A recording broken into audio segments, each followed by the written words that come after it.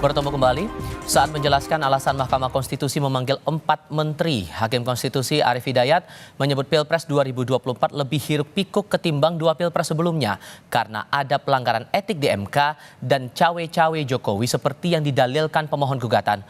Menurut Arief, Presiden Jokowi adalah kepala pemerintahan sekaligus kepala negara.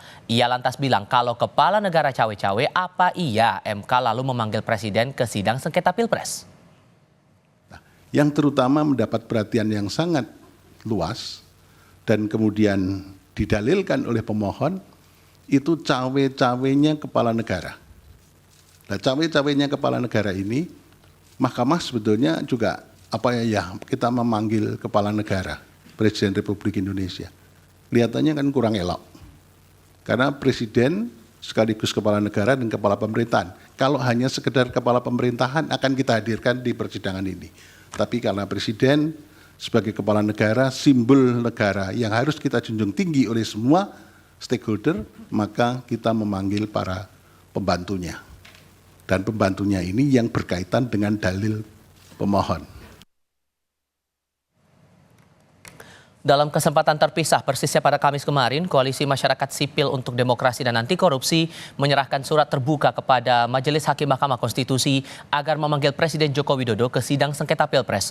Koalisi itu mendesak MK segera menghadirkan Presiden Jokowi serta 8 menteri dan pimpinan lembaga negara untuk mendalami peran Jokowi dalam memengaruhi proses penyelenggaraan pemilu, baik terkait penyaluran bansos, pengerahan ASN, penunjukan pejabat pelaksana kepala daerah, hingga ketidaknetralan aparat.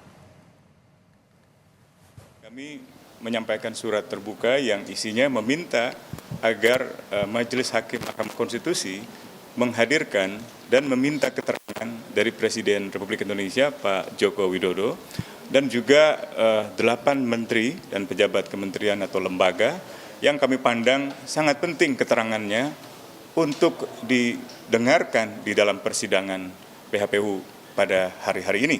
Kami pandang menjadi sentral di dalam proses persidangan, terutama pembuktian di MK, yaitu berkaitan dengan peran dari Presiden Republik Indonesia di dalam mempengaruhi proses penyelenggaraan pemilu.